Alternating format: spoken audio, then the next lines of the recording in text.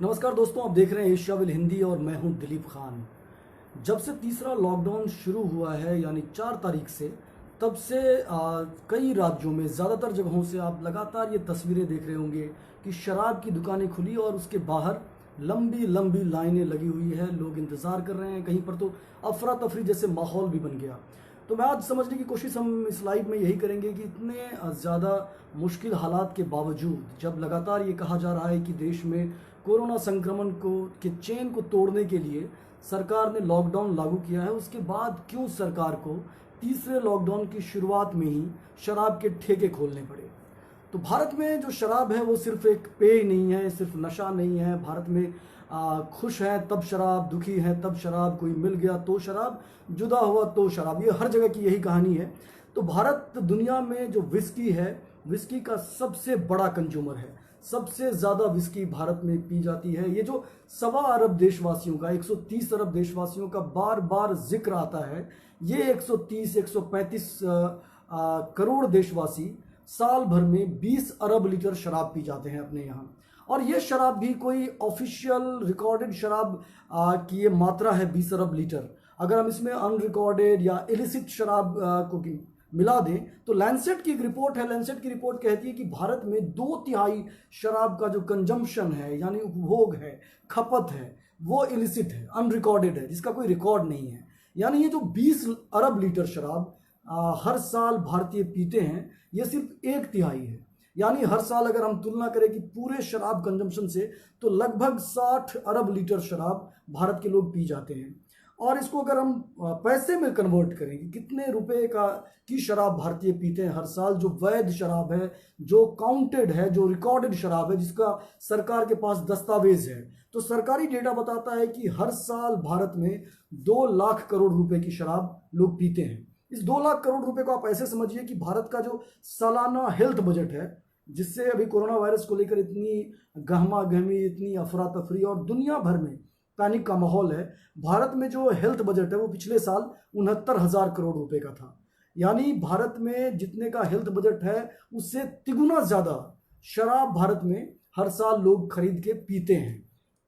तो हम आज ये समझने की कोशिश करेंगे कि ये जो भारत में शराब खोलने की ज़रूरत पड़ी, जो लगभग इतने सारे राज्य हैं, कुछ राज्यों को छोड़ दीजिए जैसे गुजरात, बिहार, मेघालय, मिजोरम या नागालैंड, जहाँ पर शराब पर पाबंदी लगी हुई है, उन राज्यों के अलावा जो बाकी जगहों पर जहाँ पर शराब पर प्रोहिबिशन नहीं है, वहाँ पर क्यों शराब के ठेके खोलने पड़े। तो इसको हम समझने की कोशिश करेंगे। इससे पहले आप इस लाइव को शेयर कर दें ताकि ज़्यादा से ज़्यादा लोग इस वीडियो को देख पाएँ। हम शुरू करते हैं कि इस साल अगर हम डेटा से हम 2-4 मोटा मैं आपको आंकड़े देकर शुरू करता हूं कि रिजर्व बैंक का एक डेटा है। रिजर्व बैंक कहता है कि जो राज्यों का टैक्स कलेक्शन है, हर साल जो राज्य अपने तरफ से जो टैक्स वसूलता है अपने अपने राज्यों में, उसमें जो शराब का कंट्रीब्यूशन है वो 8% से लेकर 28% तक है, जो राज्य सरकारों को टैक्स मिलता है। 2019-20 में 29 राज्यों और जो केंद्र शासित प्रदेश हैं, वहां पर 1,75,000 करोड़ रुपए की वसूली हुई टैक्स की शराब के जरिए। 2018 में, एक साल पहले, यह आंकड़ा मात्र 1.5 लाख करोड़ का था। यानी पिछले साल जो शराब से वसूलने वाली जो राशि है, धन है, उसमें लगभग 16% का इजाफा हुआ। जो मार्केट है, मार्केट बताता है कि शराब की खपत में, शराब से का जो मार्केट है, उसमें हर साल 30% की बढ़ोतरी होती है। तो राज्य सरकारों का भी जो ये कलेक्शन है, वो कलेक्शन बढ़ जाता है 15%, 20%। लेकिन अभी हो क्या रहा था, जैसे मैं आपको ये समझाऊं सबसे पहले कि राज्यों को पैसा कहां से आता है। सेंट्रल गवर्नमेंट के पैसे से अलग हम एक एक राज्य सरकार के पैसे की बात करें तो उससे समझ में आएगा कि शराब क्यों इंपॉर्टेंट है। आपको तब समझ में आएगा कि शराब की जो कंट्रीब्यूशन है किसी इकोनॉमी में, किसी स्टेट की इकोनॉमी में, वो बहुत ज्यादा है, जिसको राज्य सरकारें इग्नोर नहीं कर सकती। राज्य सरकार आमतौर पर 2 तरीके से कमाती है, एक जो टैक्स रेवेन्यू है और एक जो नॉन टैक्स रेवेन्यू है। नॉन टैक्स रेवेन्यू का मतलब हुआ कि जैसे आप बिजली सरकार देती है, बिजली आप उपभोग करते हैं, फिर बिजली बिल का भुगतान करते हैं, तो वो नॉन टैक्स रेवेन्यू है। लेकिन आमतौर पे जो ज्यादातर जो पैसा कलेक्ट करती है राज्य सरकारें, वो टैक्स के जरिए कलेक्ट करती है। और उस टैक्स में जो राज्य सरकार वसूलती है, उसमें 3 चीजों का सबसे ज्यादा योगदान है। सबसे पहले नंबर पर है जीएसटी, दूसरे नंबर पे सेल टैक्स और तीसरे नंबर पर एक्साइज ड्यूटी। एक्साइज ड्यूटी का मतलब है कि जो शराब, सबसे ज्यादा एक्साइज ड्यूटी शराब से आती है राज्य सरकारों को। और आमतौर पे जो एक्साइज ड्यूटी है वो शराब या बाकी अल्कोहल, जो पीने वाले अल्कोहल नहीं होते हैं, और कुछ मादक पदार्थों पे एक्साइज ड्यूटी लगाई जाती है। 2000 पिछले साल का मैं आपको डेटा सुनाऊं, उससे आपको अंदाजा लगेगा कि राज्य की इकोनॉमी में शराब का कंट्रीब्यूशन कितना ज्यादा है। जो लास्ट ईयर जो रिजर्व बैंक का डेटा कहता है, जो आंकड़ा कहता है आरबीआई का, जीएसटी का जो कंट्रीब्यूशन रहा राज्यों ने जो टैक्स वसूले, उसमें 43.5% हिस्सेदारी जीएसटी की रही। इसके बाद सेल टैक्स से सरकारों ने, राज्य सरकारों ने 23.5% की वसूली की। और उसके बाद एक्साइज ड्यूटी का नंबर आता है, जहां से राज्य सरकारों को 12.5% का रेवेन्यू राज्य सरकारों को हासिल हुआ।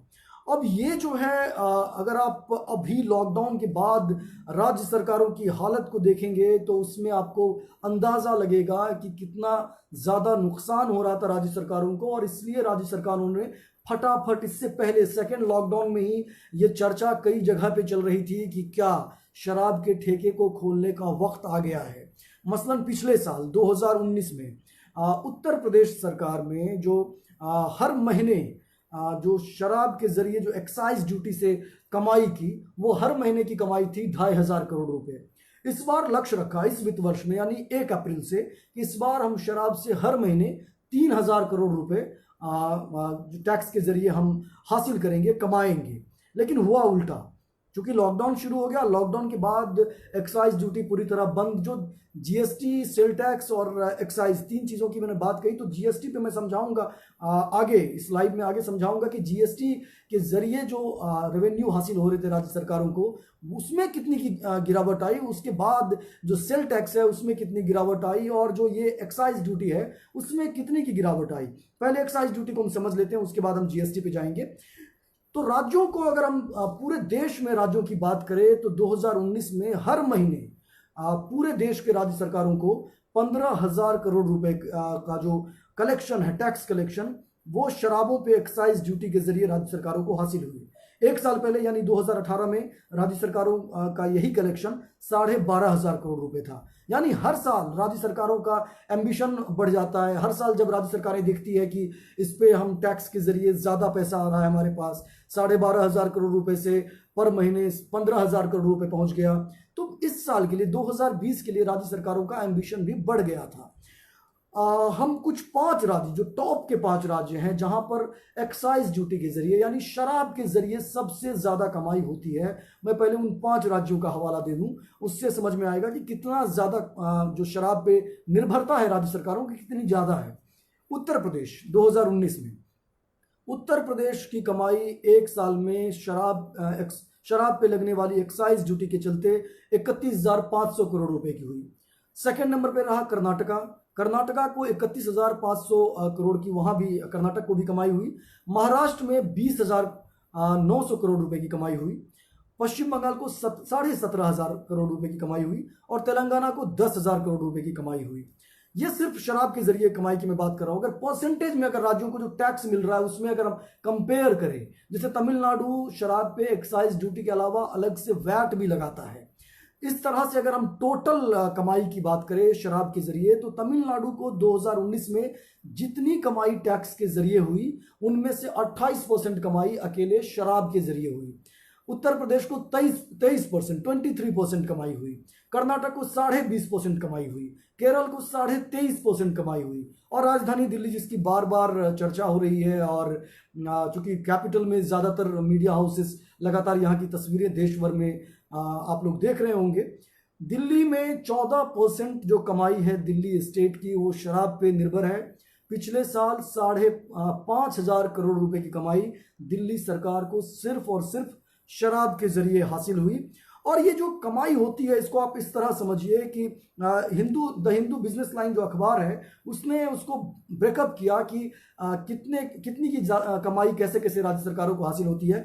तो एक शराब की ब्रांड को हिंदू बिजनेस लाइन ने हरकुलिस XXX रम, जो एक शराब की ब्रांड है, उस ब्रांड पर समझाने की कोशिश की है कि एक बोतल की कीमत कितनी होती है, और जब हम खरीदते हैं, जब कंज्यूमर कोई शराब खरीदता है, तो उसको कितना पे करना पड़ता है।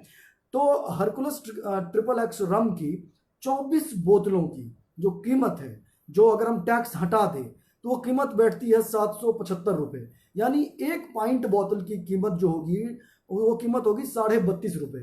लेकिन जब आप खरीदने जाते हैं, जब ठेके पे जाते हैं, शराब की दुकान पे जाते हैं, तो कंज्यूमर को वो 32.5 रुपये की शराब की बोतल मिलती है 230 रुपये में। तो ये जो अंतर है 32 रुपये से 230 रुपये, यानी 32 रुपये की शराब की बोतल में राज्य सरकार को, मैं दिल्ली का एग्जाम्पल दे रहा हूँ, 32 रुपये की शराब की बोतल में दिल्ली सरकार 198 रुपये की कमाई करती है। तो जाहिर है कि इस पर जो टैक्स सरकार लगाती है वो उसकी आमदनी का सबसे प्रमुख जरिया है। और जब से ये कोरोना वायरस के बाद लॉकडाउन का ऐलान हुआ 25 मार्च के बाद से, जब शराब के ठेके बंद हुए, तो राज्य सरकारों के पास कमाई के जो बड़े जरिए थे, मसलन जीएसटी, सेल टैक्स और एक्साइज, ये तीनों एक तरह से बैठ गया। और उसके बाद राज्य सरकारों को लगा कि अगर हम एक्साइज के जरिए कलेक्शन शुरू नहीं करेंगे तो हालत ख़राब हो जाएगी, इकोनॉमी की हालत बहुत डवाडोल हो सकती है, क्योंकि जीएसटी के जरिए जो केंद्र सरकार को भुगतान करना था राज्यों को, वो केंद्र सरकार कर नहीं रही थी। कई सारे राज्यों ने आपत्ति जताई, कई सारे राज्यों ने लगातार, जब प्राइम मिनिस्टर नरेंद्र मोदी के साथ बैठक हुई थी 27 अप्रैल को, जब सारे राज्यों के मुख्यमंत्रियों की बैठक हुई थी, उसमें कई राज्यों के मुख्यमंत्रियों ने ये केंद्र सरकार से कहा कि आप जीएसटी का पैसा रिलीज कीजिए ताकि राज्य सरकारों के कोष में कुछ पैसे आए, ताकि राज्य सरकार कम से कम अपने कर्मचारियों को वेतन दे पाए। तो जब ये हालत पैदा हो गई तो कई ऐसे राज्यों में, जैसे मैं एक एग्जांपल दूंगा जो महत्वपूर्ण एग्जांपल है आंध्र प्रदेश का।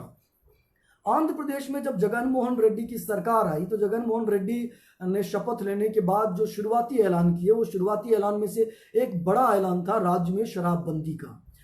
जनवरी 2020 से राज्य में फेज वाइज शराबबंदी की जानी थी। लक्ष्य ये रखा गया था कि 2024 तक आंध्र प्रदेश को पूरी तरह जो लिकर फ्री स्टेट है, यानी शराब मुक्त राज्य, हम घोषित कर देंगे और एक एक करके फेज वाइज हम शराब के जो ठेके हैं उसको खत्म करते चलेंगे। लेकिन आंध्र प्रदेश में अभी जब इकोनॉमी की हालत बिगड़ी तो वहाँ के जो स्पेशल चीफ सेक्रेटरी है आंध्र प्रदेश स्टेट के, रजत भार्गव, मैं उनका एक बयान पढ़ के सुनाता हूँ, उससे समझ में आएगा कि राज्य सरकार इतने दबाव में क्यों थी।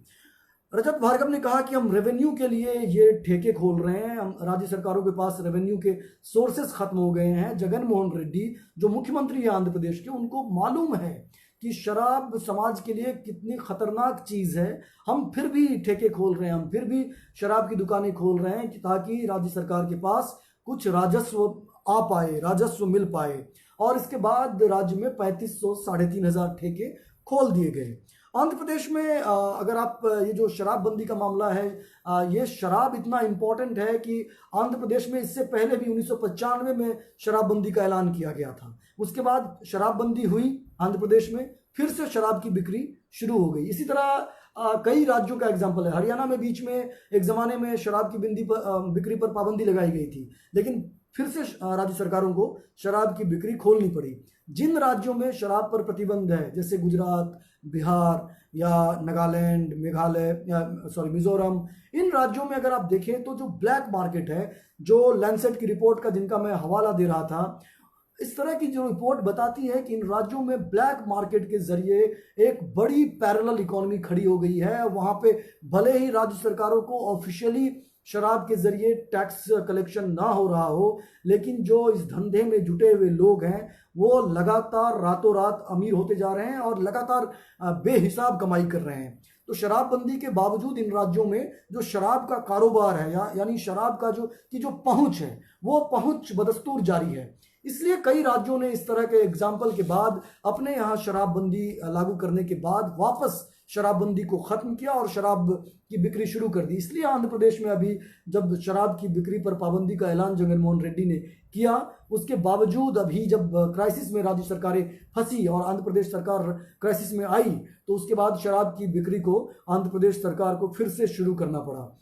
अभी ये जो लगातार ये कहा जा रहा है कि राज्य सरकार के लिए चूंकि सबसे बड़ा स्रोत जीएसटी है और जीएसटी कलेक्शन नहीं आ रहा है, तो मैं समझाने की कोशिश कर रहा हूं आपको कि एक्साइज पे निर्भरता क्यों हो रही है और जीएसटी में राज्य सरकारों की क्या हालत है। मसलन जीएसटी में उत्तर प्रदेश सरकार ने इस साल जो लक्ष्य रखा था जीएसटी में, इस अप्रैल महीने की बात कर रहा हूं, नए वित्त वर्ष में जो पहला महीना था अप्रैल में, उसमें उत्तर प्रदेश सरकार का लक्ष्य था कि अप्रैल महीने में जीएसटी के जरिए, जो सबसे ज़्यादा कमाई का जरिया होता है एक राज्य सरकार के लिए, उत्तर प्रदेश सरकार का लक्ष्य था कि 4,930 करोड़ रुपए हम जीएसटी के जरिए वसूलेंगे। लेकिन जब अप्रैल महीना खत्म हुआ तो राज्य सरकारों को 5,000 करोड़ के बदले मिले सिर्फ 1,400 करोड़ रुपए, यानी लगभग 3,500 करोड़ रुपए, यानी एक मतलब 1/4 तक अगर आप हिस्सा देखेंगे तो 1/4 कलेक्शन ही हो पाया। वैट के जरिए, जो सेल टैक्स की मैं बात कर रहा था, जो बाकी टैक्स कर रहा था, वैट का टारगेट था उत्तर प्रदेश सरकार का 24,000 करोड़ रुपए का, मिला सिर्फ 401 करोड़। 2,400 करोड़ में से 400 करोड़ मिलना, यानी फिर से 1/6, 6 गुना कमी दर्ज की गई। एक्साइज का टारगेट था, ये जो अप्रैल महीना गुजरा है, एक्साइज का टारगेट था 3,560 करोड़ रुपए का, मिला कितना? मात्र 41 करोड़ रुपए, क्योंकि एक्साइज ज्यादातर शराब के जरिए ही राज्य सरकारों को मिल पाती है। तो 3,500 करोड़ के बदले जब 41 करोड़ मिल रहे थे राज्य सरकारों को, तो जाहिर सी बात है कि राज्य सरकार के पास ये दबाव बढ़ना शुरू हुआ। और यही हाल अगर आप देखेंगे ट्रांसपोर्ट का, स्टैंप का, जिसके जरिए मेजर जो इनकम आता है राज्य सरकार को, जिस पर टैक्स लगा के राज्य सरकार पैसे कमाती है, उसका भी यही हालत रहा। आमतौर पे जो राज्य सरकारों को 50% अगर हम कमाई का जरिया बताएं तो 50%, यानी आधी जो कमाई होती है, उस कमाई का स्रोत है 3 चीजें: शराब, पेट्रोल और डीजल। इसी के जरिए ज्यादातर राज्य सरकार, कहीं पर 35%, कहीं पर 52%, कहीं पर 55%, यानी लगभग आधी कमाई राज्य सरकारों को जो टैक्स मिलता है, इन 3 चीजों के जरिए होती है। इसलिए आप देखेंगे कि दुनिया के मार्केट में अभी पेट्रोल डीजल का दाम कौड़ी के भाव पेट्रोल मिल रहा है। $0 से नीचे चला गया इस बार पेट्रोल की, कच्चे क्रूड ऑयल की कीमत। लेकिन इसके बावजूद भारत में पेट्रोल की कीमत पर टैक्स बढ़ाया गया। मसलन मैं आपको 2 दिन पहले का दिल्ली में जो पेट्रोल की कीमत है उसके मैं बेस प्राइस समझाने की कोशिश करता हूं। उससे समझ में आएगा कि पेट्रोल डीजल पर सेंट्रल टैक्स के अलावा, जो सेंट्रल गवर्नमेंट लगाती है टैक्स, उसके अलावा जो स्टेट गवर्नमेंट अपने तरीके से टैक्स लगाती है, उस टैक्स के बाद कितनी ज्यादा कमाई स्टेट गवर्नमेंट्स की इसके जरिए होती है। ये जो 3 स्रोत हैं, क्योंकि लॉकडाउन के बाद ट्रांसपोर्टेशन बिल्कुल लगभग बंद हो गई। जो मालवाहक है, जो जरूरी सामान ले जाने वाली गाड़ियां हैं, उन गाड़ियों को छोड़ दीजिए, तो जो यात्री गाड़ियां हैं, जो बसेस हैं, जो निजी गाड़ियां हैं, कार, ऑटो, ये सब बंद हो गए। उसके बाद पेट्रोल की बिक्री पर सीधा असर पड़ा, ठेके बंद हो गए, शराब की बिक्री पर सीधा असर पड़ा। तो ये जो 50%, यानी आधी कमाई जो राज्य सरकारों को हो रही थी, वो कमाई लगभग बैठ के जितनी कमाई होनी थी उसका लगभग 1/10 तो 1/6 इस तरह के प्रोपोर्शन में आनी शुरू हो गई। यानी 100 रुपए की कमाई होनी थी तो 20 रुपए कमाई हो रही थी, 16 रुपए कमाई हो रही थी। इस हालत में राज्य सरकारों के पास ठेका खोलने के अलावा कोई दूसरा चारा अभी कलेक्शन के, अगर हम पैसा कलेक्शन की बात करें तो उसके अलावा कोई रास्ता राज्य सरकारों के पास दिख नहीं रहा था। कई सारी राज्य सरकारों में कई मंत्रणा के बाद इस फैसले को अंजाम दिया। मैं दिल्ली सरकार में पेट्रोलियम और पेट्रोल की कीमत की बात कर रहा था। अगर हम पेट्रोल कीमत की बेस प्राइस की बात करें, दिल्ली में बेस प्राइस अगर 1 लीटर पेट्रोल की कीमत की बात करें तो लगभग 18 रुपए बैठता है। 18 रुपए दाम आता है 1 लीटर पेट्रोल का। उस 1 लीटर पेट्रोल पे टैक्स जो सरकार लगाती है वो लगभग 50 रुपए का टैक्स है, 49 रुपए 42 पैसे। और उसके बाद जो 1 लीटर आप पेट्रोल खरीदते हैं, उस पेट्रोल की कीमत हो जाती है 71 रुपए 25 पैसे, 71 रुपए 26 पैसे, यानी लगभग 71 रुपए। तो जितने की बेस प्राइस है उससे लगभग 3 गुना ज्यादा कलेक्शन टैक्स का होता है सरकार का। तो यही हाल पेट्रोल में है, यही हाल डीजल में है, और यही हाल शराब में है। शराब में तो कहीं इससे बहुत ज्यादा का टैक्स सरकारों को मिलता है। दिल्ली सरकार को जीएसटी में इस साल का जो लक्ष्य था अप्रैल महीने का, वो लक्ष्य था अप्रैल महीने में दिल्ली सरकार को 3,000 करोड़ रुपए की कमाई का। लेकिन कमाई हुई कितनी? पूरे अप्रैल महीने में दिल्ली सरकार को 3,000 करोड़ के बदले कमाई हुई सिर्फ 300 करोड़, यानी 100 का लक्ष्य रखा तो 10 रुपए की कमाई हुई, 1/10 की कमाई हुई 3,000 करोड़ में से 300 करोड़। मैं एक एग्जांपल देता हूं नॉर्थ ईस्ट के स्टेट का, बाकी उत्तर प्रदेश का, तेलंगाना का, कर्नाटक के बहुत सारे एग्जांपल मैंने शराब के मामले में दी। लेकिन अगर जीएसटी कलेक्शन की बात करें तो मैं एक असम का एग्जांपल देता हूं। असम के जो वित्त मंत्री है हेमंत विश्व शर्मा, जो पहले कांग्रेस के लीडर थे, बाद में बीजेपी में आए, और जब सर्बानंद सोनोवाल की सरकार बनी असम में, तो जो हेमंत विश्व शर्मा है ये नंबर 2 की पोजीशन संभाल रहे हैं, अभी फाइनेंस मिनिस्टर भी है असम में। उनका कहना था कि असम में अप्रैल महीने में जो जीएसटी कलेक्शन का लक्ष्य था, जितना कलेक्शन आना चाहिए था इस बार, वो 1000 करोड़ रुपए का आना था। ये लक्ष्य कोई ऐसे काल्पनिक लक्ष्य नहीं है, क्योंकि लगभग 1000 करोड़ रुपए का कलेक्शन पिछले वित्त वर्ष में भी आया। इस बार तो और ज्यादा की उम्मीद थी। 1000 करोड़ रुपए के टैक्स जीएसटी कलेक्शन के टारगेट के मुकाबले असम सरकार को अप्रैल महीने में मिले सिर्फ 200 करोड़, यानी 1/5। तो जब जीएसटी से पैसा नहीं आ रहा है, जब पेट्रोलियम से पैसा नहीं आ रहा है, जब शराब से पैसा नहीं आ रहा है, तो राज्य सरकारों के पास एक ही रास्ता बचता है कि स्पेशल पैकेज सेंट्रल गवर्नमेंट दे।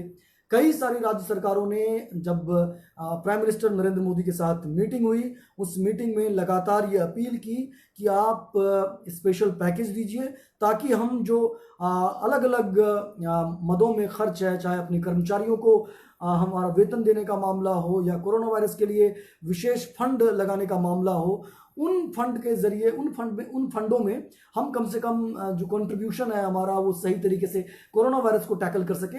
इन तमाम चीज़ों के बाद जब कलेक्शन ही गिर गया, तो राज्य सरकारों के पास शराब के ठेके खोलने के अलावा कोई विकल्प नहीं दिखा, क्योंकि राज्य सरकारों की जो इकोनॉमी है वो अल्कोहल इकोनॉमी है, पेट्रोलियम इकोनॉमी है। जो ऑयल इकोनॉमी और अल्कोहल इकोनॉमी की बात बार बार की जाती है, वो इन डेटाज में, जो डेटा मैंने आपको अभी पिछले कई मिनट से आपको समझाने की कोशिश कर रहा हूं, उसमें आपको साफ पता चल रहा होगा कि जो कलेक्शन है एक्साइज ड्यूटी के अलावा, राज्य सरकारें जो हैं, सिर्फ एक्साइज ड्यूटी में मेजर पोर्शन तो शराब का है ही, लेकिन शराब पर सिर्फ एक्साइज ड्यूटी के जरिए जो राज्य सरकारें हैं वो टैक्स नहीं वसूलती, उस पर कई तरह के और टैक्स लगाए जाते हैं। मसलन जो स्पेशल फीस है कई मामलों में, जब इंपोर्टेड फॉरेन वाइन्स है, जो फॉरेन लिकर है, उस पर स्पेशल जो टैक्स लगाया जाता है। उसके अलावा ट्रांसपोर्ट फी, जो शराब का ट्रांसपोर्टेशन होता है, वो अलग चार्ज लगाया जाता है। उसके बाद जो लेवल और ब्रांडिंग का चार्ज है, वो चार्ज सरकार अलग लगाती है। और उसके बाद अगर आप उत्तर प्रदेश जैसे राज्यों में रह रहे हैं, जहां पर कि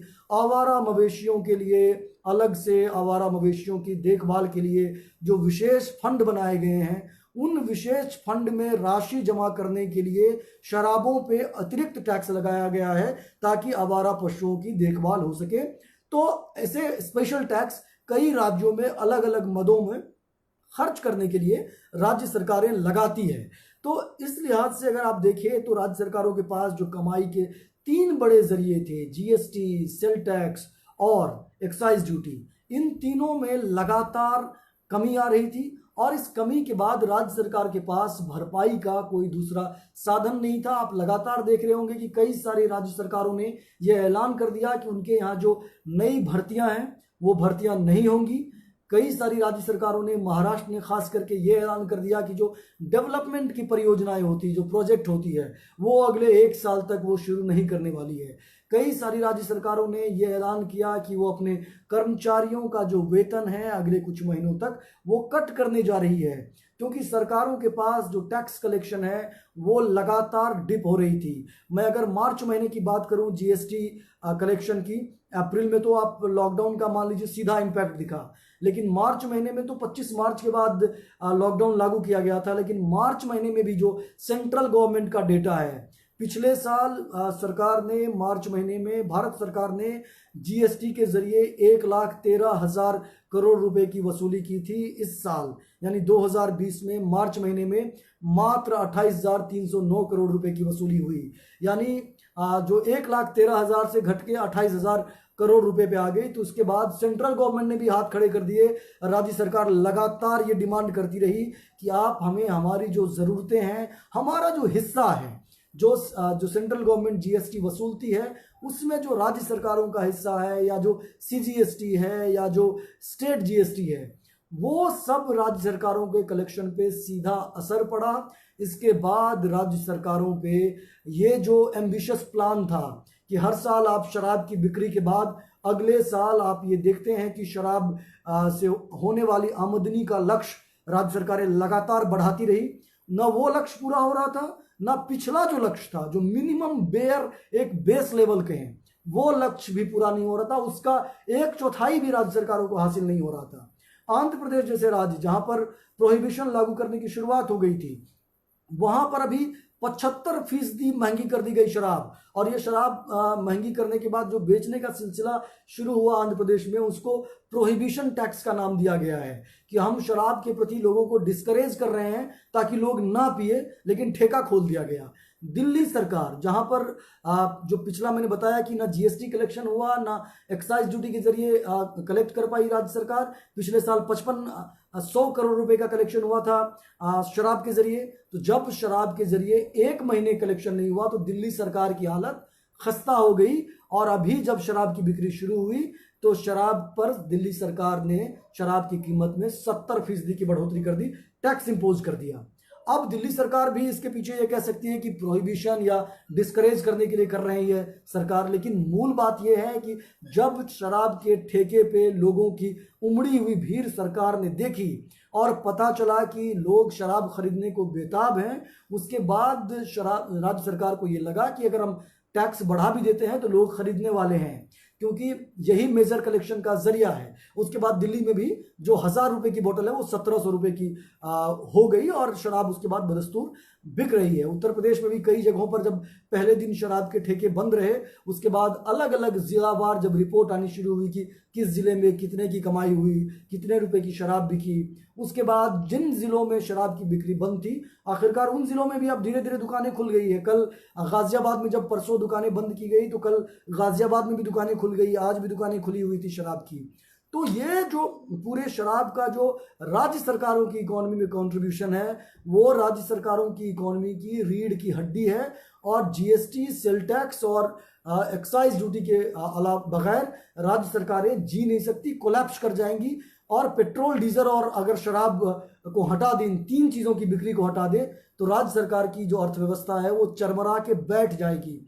अकेले मैंने बताया कि जो शराब का कंट्रीब्यूशन है वो राज्य सरकार के टैक्स कलेक्शन में 1/3 के आसपास कलेक्शन है। जब 1/3 पैसा ही नहीं राज्य सरकार को आएगा तो राज्य सरकार खर्च कहाँ करेगी। मैंने समझाया आपको कि देश में जो हर साल भारतीय शराब पर खर्च करते हैं वो हेल्थ बजट से 3 गुना ज्यादा है। तो ऐसे में जाहिर सी बात है कि राज्य सरकारों के पास तीसरे लॉकडाउन आते आते, यानी जो 1.25 महीने शराब की बिक्री बंद रही, उसके बाद जो इकोनॉमी पे प्रेशर आया, वो प्रेशर राज्य सरकार आगे कंटिन्यू करने की स्थिति में नहीं थी। तो दोस्तों ये थी आज की बातचीत। मैं समझाने की कोशिश कर रहा था कि शराब का जो ठेके हैं वो पहले लॉकडाउन, दूसरे लॉकडाउन तक तो बंद रहा, और तीसरे लॉकडाउन के कंटिन्यू होने के बाद जब रिलैक्सेशन दिया गया तो उस रिलैक्सेशन में बाकी दुकानों को जो ज़रूरत की चीज़ें हैं, ज़रूरत की चीज़ों के अलावा शराब की दुकानें क्यों खोली गई? क्योंकि शराब की दुकानें जो एसेंशियल कमोडिटी है, एसेंशियल कमोडिटीज़ में नहीं आती है।